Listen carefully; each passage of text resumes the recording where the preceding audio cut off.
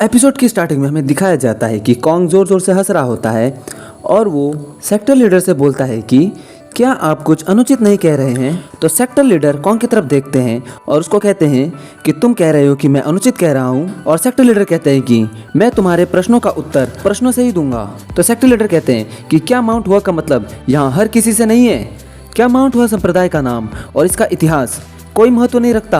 हुआ संप्रदाय का नाम हल्के में लेने का साहस कौन करेगा और इसके इतिहास को झुटलाने की हिम्मत किसमें है। हम इतने वर्षों में कमजोर हो गए हैं, लेकिन माउंट हुआ संप्रदाय हमेशा माउंट हुआ प्रांत के साथ रहा है और माउंट हुआ संप्रदाय ने अपनी ऊर्जा और आत्मा को पीढ़ियों से इस प्रांत पर लगाया है। मैं आपसे विनम्रता पूर्वक पूछता हूँ, हुआ संप्रदाय आपके लिए क्या मायने रखता है, इस पर आपके क्या विचार हैं? तो कॉन्ग कहता है कि मैं कुछ सुझाव देना चाहता हूँ। जो लोग व्यक्तिगत रूप से चुकौती की तारीख में देरी करना चाहते हैं वे वहाँ खड़े हो जाएं और जो ऐसा नहीं चाहते हैं वे यहीं पे खड़े रहें। और कॉन्ग कहता है कि हालांकि हर कोई अपने स्वयं के कार्यों के लिए जिम्मेदार होगा। जिन लोगों ने चुकौती की तारीख में देर करने का फैसला किया है उन्हें मर्चेंट अलायंस द्वारा सुरक्षित नहीं किया जाएगा, भले ही आप अपने भुगतान को प्राप्त नहीं कर रहे हैं। और कहता है कि अब आप लोग स्वयं ही चुने कि आपको कहाँ खड़ा होना है। तो वो सारे के सारे बिजनेसमैन एक दूसरे की तरफ देखते हैं और सोच में पड़ जाते हैं कि क्या किया जाए। तो कॉन्ग मन ही मन सोच के खुश हो रहा होता है कि कोई भी व्यक्ति उधर को नहीं जाना चाहता। तो कॉन्ग कहता है कि सेक्टर लीडर देखो यहाँ क्या है। दुर्भाग्य यह है कि कोई भी व्यक्ति व्यक्तिगत रूप से देरी करने के लिए तैयार नहीं है। तो हमको दिखाया जाता है कि जिसने चुंगमुन से मार खाई होती है वो उनको छोड़ के दूसरी साइड में जाके खड़ा हो जाता है। और कॉन्ग शॉप ओनर को कहता है कि शॉप ओनर तुमको क्या पता भी है तुम ये क्या कर रहे हो। तो शॉप ओनर कहता है कि आप लोग मेरी तरफ इस नज़रिए से मत देखिए, मुझे पता है कि मैं कुछ बेवकूफ़ी भरा कर रहा हूँ, पर पवेलियन किंग ओनर आप हुआ प्रांत को बिलोंग नहीं करते हैं। पवेलियन किंग ओनर कॉन्ग, चूँकि आपको माउंट हुआ संप्रदाय से कोई संबंध नहीं है इसलिए आपको ये महसूस नहीं होगा। वास्तव में माउंट हुआ संप्रदाय का मतलब माउंट हुआ प्रांत से है। जो भी हुआ प्रांत में पला बड़ा है उसने माउंट हुआ के बारे में कहानियाँ पढ़ी हैं। हमारे बड़े बुजुर्ग द्वारा हमें बचपन में हमेशा यही बात बताई गई कि आपको माउंट हुआ संप्रदाय में प्रवेश करना है और दुनिया का सबसे महान मार्शल आर्टिस्ट बनना है। और फिर हमको रियलाइज होता है कि हमारे अंदर उतना टैलेंट नहीं है कि हम माउंट हुआ सेक्टर में प्रवेश कर सकें। और हमको इतनी सारी कहानियाँ सुनने को मिलती है कि माउंट हुआ सेक्टर ने किस प्रकार पूरी दुनिया को बचाया है और शांजी प्रांत को भी न जाने कितने बार माउंट हुआ ने बचाया है। तो कॉन्ग बीच में कहता है कि तुम क्या पागल हो गए हो, क्या कह रहे हो। तो वो आदमी कहता है मैं ऐसा अकेला इंसान नहीं हूँ जो ये सब सुन के बड़ा हुआ है। और कहता है मेरे पिता और मेरे दादाजी का यह मानना था कि शांजी प्रांत और हुआ प्रांत की शान है माउंट हुआ सेक्टर। और वो आदमी कॉन्ग से कहता है तुमको जब पैसा मिल जाएगा तो तुम ये जगह छोड़ के चले जाओगे और तुम्हारे लिए सब कुछ खत्म हो जाएगा। और ऐसी कई जगह है जैसे होंगजुंग सिटी जहाँ पर तुम अपना ये पैसा उड़ा सकते हो। तो वो आदमी कहता है कि अगर मुझे पैसे मिल गए तो फिर मैं कहाँ जाऊँगा, मैंने अपना पूरा जीवन हुआ प्रांत में गुजारा है। तो कॉन्ग उससे बोलता है कि तुम इतना सारा पैसा सिर्फ ये बकवास से रीजन के लिए बर्बाद करना चाहते हो। और कहता है कि मुझे यकीन है कि तुमको अपने निर्णय पर जरूरी पछतावा होगा। तो वह आदमी अपने मन ही मन सोचता है और कहता है कि केवल अपने पैसे प्राप्त करने के लिए और मुझे अपने जीवन भर कोई काम नहीं करना पड़ेगा।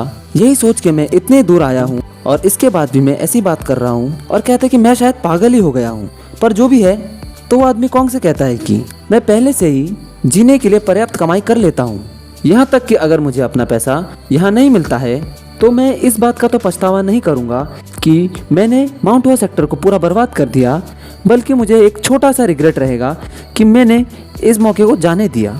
और कहता है कि अगर आज माउंट हुआ संप्रदाय मेरी वजह से ढह गया तो मैं अपने अंतिम सांस तक इस क्षण के लिए पछताऊंगा, यहाँ तक कि अगर मेरे पास इतना पैसा है कि मैं अपने पूरे जीवन में उपयोग नहीं कर पाऊंगा और ऐसा जीवन मैं नहीं जीना चाहता। तो कॉन्ग कहता है फिर जैसे आप चाहते हैं वैसा ही करें। ऐसा नहीं है कि अगर कोई अकेला व्यक्ति पैसे नहीं लेने का फैसला करता है तो कुछ नहीं बदलेगा। तो कॉन्ग को पीछे से आवाज आती है और वो लोग कहते हैं किसने कहा कि केवल एक व्यक्ति नहीं लेगा।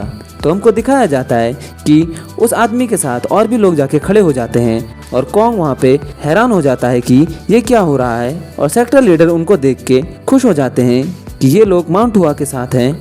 और सेक्टर लीडर कहते हैं मैं इस तथ्य से बहुत ही ज़्यादा संतुष्ट हूँ कि अभी भी ऐसे लोग हैं जो माउंट हुआ संप्रदाय से एक अर्थपूर्ण संबंध रखते हैं। तो सेक्टर लीडर ओनाम से कहते हैं कि ओनाम जाओ और वो लेके आओ तो ओनाम कहता है हाँ सेक्टर लीडर मैं अभी लाता हूँ। और उसके बाद हमको दिखाया जाता है कि ओनाम सारे के सारे अकाउंट बुक्स वहाँ पे ला के रख देता है। और उसके बाद ये देख के कॉन्ग बिल्कुल हैरान हो जाता है और कॉन्ग अपने मन में सोचता है कि क्या ये हुआ प्रांत की अकाउंट बुक्स है।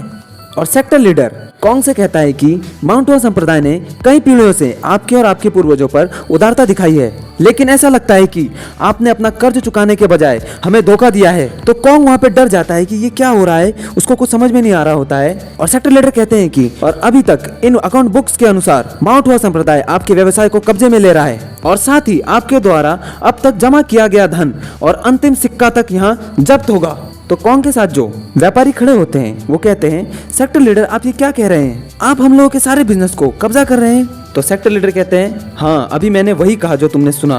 तो कॉन्ग उन बुक्स को देखता है और हंसता है और कहता है सेक्टर लीडर क्या तुम हमारे साथ एक बड़ा मजाक कर रहे हो। और सेक्टर लीडर कॉन्ग से कहते हैं कि यह शर्म की बात है कि आपको लगता है कि महान हुआ सेक्टर के लीडर आपके साथ एक छोटा सा मजाक करेंगे। तो कॉन्ग कहता है कि हालांकि सेक्टर लीडर आप इन किताबों की वैलिडिटी कैसे साबित कर सकते हैं। तो सेक्टर लीडर कहते हैं कि तुम क्या ये कहना चाह रहे हो कि माउंट हुआ संप्रदाय ने इन सारे एविडेंस को खुद बनाया है और ये सारे एविडेंस झूठे हैं। तो कॉन्ग कहता है कि मुझे यकीन है कि माउंट हुआ सेक्टर ऐसा नहीं करेगा। और कॉन्ग कहता है कि हालांकि आप कैसे सुनिश्चित कर सकते हैं कि आप इन नकली खाता पुस्तकों से ठगे नहीं जा रहे हैं। तो सेक्टर लीडर उसकी तरफ देखते हैं और कहते हैं मैं देख रहा हूँ कि आप कहाँ से आ रहे हैं। और कहते हैं कि ओनाम फाइनेंस और इकोनॉमी के एजेंसी के लीडर को यहाँ पे बुला के लेके आओ।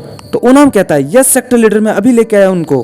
तो फिर हमको फाइनेंस और इकोनॉमी का एजेंट दिखाया जाता है और वो कहता है कि इसकी वैधता यह निश्चित रूप से कुछ ऐसा है जिसका हमें ध्यान रखना चाहिए। तो कॉन्ग के साथ जितने भी बिजनेसमैन होते हैं वो लोग कहते हैं कि हाँ सही कहा, फाइनेंस और इकोनॉमी के एजेंसी के लीडर ने भी यही बात कही जो कॉन्ग ने कही थी, हमको इसकी वैधता का कैसे पता चलेगा।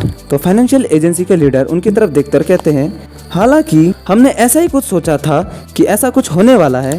हम 2 दिन पहले ही हुआ प्रेफेक्चर के कार्यालय में आधी खाता पुस्तकें भेज चुके हैं ताकि उनका मूल्यांकन किया जा सके। तो ये सुन के ही कॉन्ग के रोंगटे खड़े हो जाते हैं और वो कहता है कि क्या इन्होंने हमारे साथ खेल खेला। और कॉन्ग कहता है कि अगर सरकारी सैनिकों ने हमारे दूर होते हुए भी बाजार के कारोबार पर अपना सारा आधिपत्य जमा लिया, मैं और हुआ प्रांत के सारे व्यापारी इसे रोकने के लिए कुछ भी नहीं कर पाएंगे क्योंकि वर्तमान में हम माउंट हुआ की चोटी पर हैं। और वो मनी मन सोचता है कि सेक्टर लीडर ने हमको इसीलिए यहाँ पर बुलाया ताकि हम अपना सारा मार्केट छोड़ के यहाँ आ जाएं और मार्केट खाली रहे। और कहता है कि खाता पुस्तकों का मूल्यांकन करने के लिए 2 दिन का समय पर्याप्त है जिन्हें भेज दिया गया है। और कॉन्ग उन खाता पुस्तकों को देखता है और कहता है उन्होंने कहा कि उनमें से केवल आधे भेजे गए हैं, लेकिन ऐसा नहीं कहा जा सकता कि उन्होंने बाकी आधे नहीं भेजे हैं। और कहता है कि इस डब्बे में जितने हैं वो सारे पहले से ही शायद इन लोगों ने जांच कर लिए हैं और इसका मतलब यह है कि गवर्नमेंट सोल्जर कारोबार को शुरू करने से पहले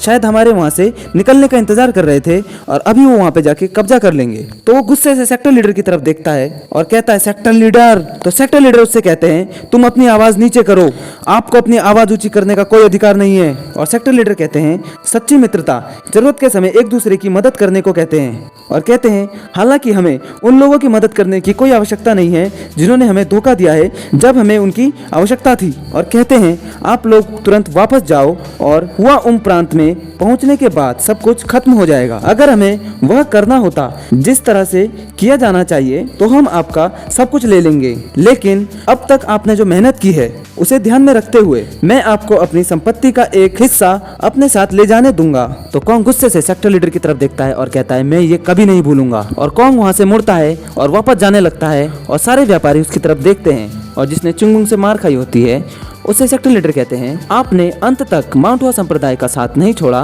और कोई इस तथ्य को नहीं बदल सकता कि आपके व्यवसाय इस माउंट हुआ संप्रदाय से संबंधित है और स्वाभाविक रूप से यह माउंट हुआ संप्रदाय के कब्जे में आ जाएंगे। हालांकि मैं आप सभी को व्यवसाय चलाने और उनसे होने वाले लाभ को अपने तक ले जाने दूंगा और मैं आपसे चर्चा करना चाहता हूं कि हम दोनों को लाभ पहुंचने के लिए जो चीजों को कैसे चलाना चाहिए। तो कृपया अंदर आइए। तो जिसने चुंगमुंग से मार खाई होती है वो मनी मन सोचता है मैं उन लोगों से बेहतर स्थिति में हूँ जिन लोगों ने पवेलियन मालिक कॉन्ग का साथ दिया। मैं अचानक से एक दुकान के मालिक से दुकान का हिस्सेदार बन गया और कॉन्ग की आवाज हमको सुनाई देती है कि ग्रैंडफादर आप लोगों ने क्या किया। और इसी दौरान हमको दिखाया जाता है कि चुंगमुंग कहता है तुमने क्या कहा? उनको धन का एक हिस्सा दोगे? और चिंगमंग कहता है कि ह्यूंग जोंग वो खड्डे में फेंकने वाला इंसान है। और चिंगमंग कहता है कि तुमने ऐसा सोच भी कैसे लिया कि माउंट हुआ सेक्टर का एक हिस्सा उसको देना चाहिए। और ऐसा कह के चिंगमंग कॉन्ग के पीछे चले जाता है और हमारा ये एपिसोड यहीं पे खत्म हो जाता है। तो हम मिलेंगे आपसे अगले एपिसोड में, तब तक के लिए बाय बाय।